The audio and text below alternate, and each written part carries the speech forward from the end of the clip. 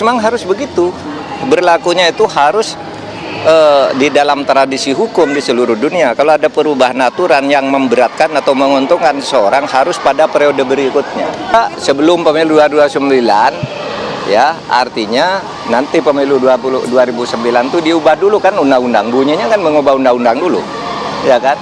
Diubah dulu nanti berapa kan itu belum tentu berarti nol juga, ya. Tapi dia menghapus, lalu apa syaratnya? Kan mesti ada syarat-syarat lain, tidak sembarang partai baru lalu bisa masuk ke parlemen misalnya, atau masuk ke parlemen yang sudah masuk ke parlemen kalau belum sekian tahun tidak boleh ikut dalam mencalonkan calon presiden dan seterusnya. Itu nanti harus diatur, tidak bisa berlaku sekarang, udah pasti tidak bisa berlaku sekarang. Itu beberapa catatan dari Prof. Mahfud MD mengenai partai-partai yang bisa berpartisipasi dalam pemilu. Seperti yang sudah sempat saya tadi sampaikan sebelum jeda, memang ambang batas parlemen ini ditujukan untuk menyederhanakan jumlah parpol yang masuk ke Senayan, masuk ke parlemen. Tapi ternyata konsekuensinya salah satu yang kita rasakan, kita ketahui dari hasil pileg, dari beberapa rangkaian pemilu yang dilakukan, banyak sekali suara masyarakat yang terbuang. Mbak Wiwi melihat realita yang ada, catatannya terlebih dahulu mengenai pelaksanaan konsekuensi dari ambang batas parlemen 4% ini. Iya, jadi ada beberapa, terima kasih Mbak Putih, ada beberapa hal yang patut kita pertimbangkan ya. Jadi mengapa sistem multipartai diberlakukan ya, dan itu melalui peluang kebebasan berserikat. Maka anytime gitu ya, itu penduduk warga negara Indonesia bisa mendirikan partai dengan peluang seperti itu. Yang kedua harus dipertimbangkan juga selain tadi itu peluang untuk kebebasan berserikat adalah sebetulnya memang kita harus mempertimbangkan sistem presidensial kita. Lah, ketika multipartainya ekstrim, apa dampaknya terhadap sistem presidensial kita ini? Ketika harus melaksanakan fungsi mekanisme check and balances, ketika fraksi menjadi sangat fragmented di DPR, itu akan seperti apa? Lah, kalau kita melakukan fusi, itu tidak mungkin. Fusi itu hanya bisa dilakukan kalau sistemnya otoritarian, dipaksa menyatu. Tiga saja cukup, nah, gitu kan? Tapi dalam keadaan sistem demokrasi seperti ini, yang mungkin paling memungkinkan itu adalah sistem konfederasi. Jadi bukan difusikan, partai-partai grouping gitu, tapi nama dia tidak hilang. Tapi dibawa kayak UMNO kan gitu ya, seperti itu. Jadi dia tidak hilang, partai umat ada, partai apapun ada di situ dan sebagainya. Tapi ya tadi itu bukan lalu di fraksinya nanti itu yang akan mengalami seperti usulan itu. Ya menurut saya itu yang harus dipertimbangkan secara serius. Selain itu juga fungsi representasi. Jadi fungsi representasi merepresentasikan, mewakili gitu ya, suara rakyat gitu. Ketika sudah di DPR, itu kan DPR mewakili suara rakyat. Sistem perwakilan kita itu selama ini apakah mengedepankan fungsi representasi tadi gitu loh. Lah, dalam perkembangannya, mengapa kita termasuk waktu itu Lembaga Ilmu Pengetahuan Indonesia melakukan satu kajian yang sangat serius waktu itu tentang sistem perwakilan, dikaitkan dengan sistem presidensial dan pemilu kita. Ujung-ujungnya kan demokrasi ini bisa efektif enggak dengan sistem yang seperti ini. Lah, kerumitan terjadi maka diusulkan dengan asumsi yang sangat tinggi gitu, bahwa ketika pemilu legislatif dan pemilu presiden disatukan, diserentakkan gitu kan, di saat yang bersamaan, maka ini sebetulnya akan lebih efektif, lebih efisien gitu ya, dan semua yang hal-hal yang positif waktu itu ini akan bisa mampu melembagakan partai. Lalu dengan demikian akan terjadi perampingan secara alamiah partai. Bagaimana merampingkan partai kalau peluang untuk mendirikan partai itu sangat dibuka lebar. Lah ini masalahnya. Lah tentu sebagai peneliti kita meneliti mengapa partai-partai baru itu selain Nasdem setelah itu tidak ada yang masuk sampai pemilu 2024 ini. Itu kita mencari tahu. Jadi mendirikan partai politik itu tidak sekedar sekelompok orang bersepakat mendirikan lalu ada kesusunan pengurus dinyatakan oke secara verifikasi baik administratif maupun substantif lalu bisa ikut pemilu dan akhirnya tidak bisa. Ternyata membutuhkan infrastruktur politik. Dan itu lama itu seperti Partai Golkar, seperti PDI yang dari PDI menjadi PDIP gitu ya. Lalu juga P3 ketika P3 ada PKB, P3-nya mengecil kan gitu. Jadi infrastruktur politik tadi itu yang sangat diperlukan.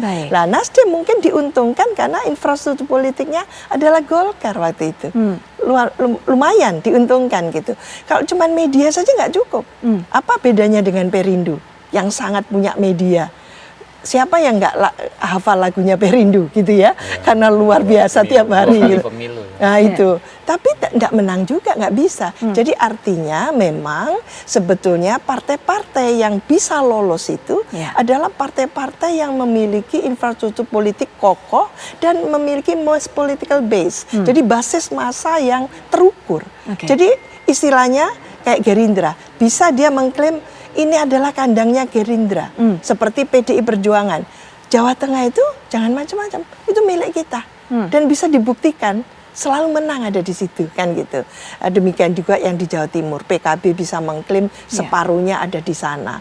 Lah partai-partai yang tidak bisa mengklaim itu, Golkar sudah bercokol lama, puluhan tahun, 50-an tahun ada gitu. Lah itu butuh waktu.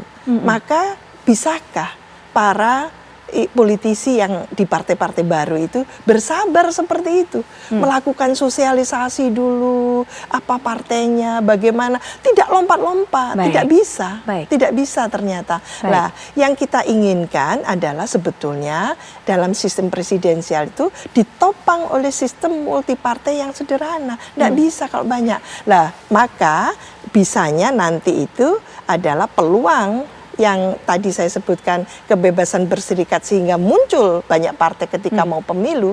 Lah itu lakukan dengan konfederasi. Jadi nanti akan mengubah undang-undang partai politik dan undang-undang untuk pemilu dan sebagainya atau yang kita sebut sebagai undang-undang politik itu sebagusnya dilakukan secara utuh, secara komprehensif, integrated, tidak parsial, tidak sepenggal-sepenggal.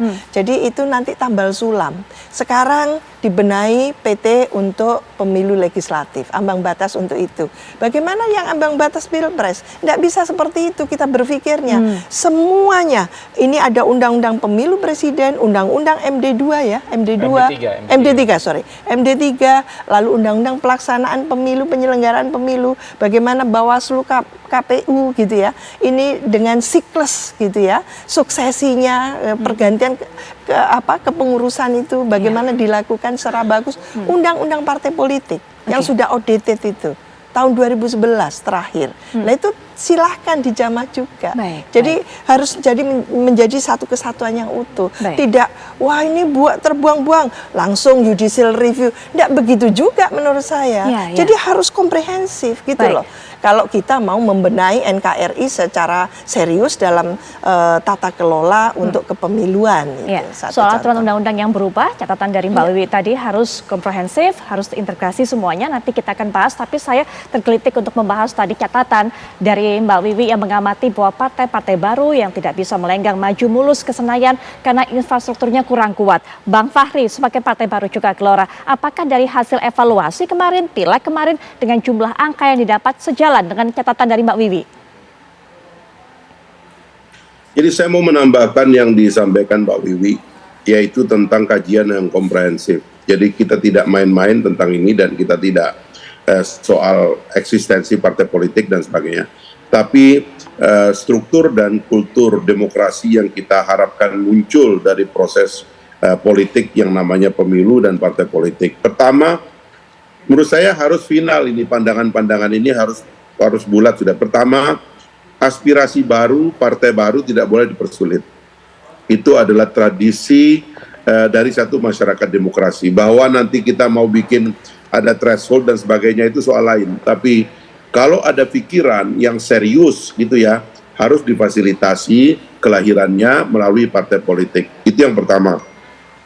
Yang kedua saya kira kita ini sebenarnya mau final berpandangan peserta pemilu itu adalah partai politik atau orang. Ini juga harus kita final. Kalau memang kita bersepakat peserta pemilu adalah partai politik, ya sudahlah, sistemnya itu tertutup. Jadi kita jangan muter-muter di situ. Kalau kita bilang peserta pemilu adalah orang, ya sudah, sistem pemilunya terbuka, gitu loh. Lalu kemudian bagaimana yang kita harus sederhanakan, lahirlah yang ketiga.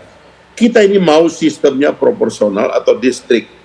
Sistem proporsional yang menyebabkan terjadinya perkelahian di dalam partai politik antar caleg, antar kandidat, itu tidak sehat bagi partai politik dan bagi demokrasi kita. Jadi ini pun harus diputuskan final, jangan dibongkar-bongkar lagi.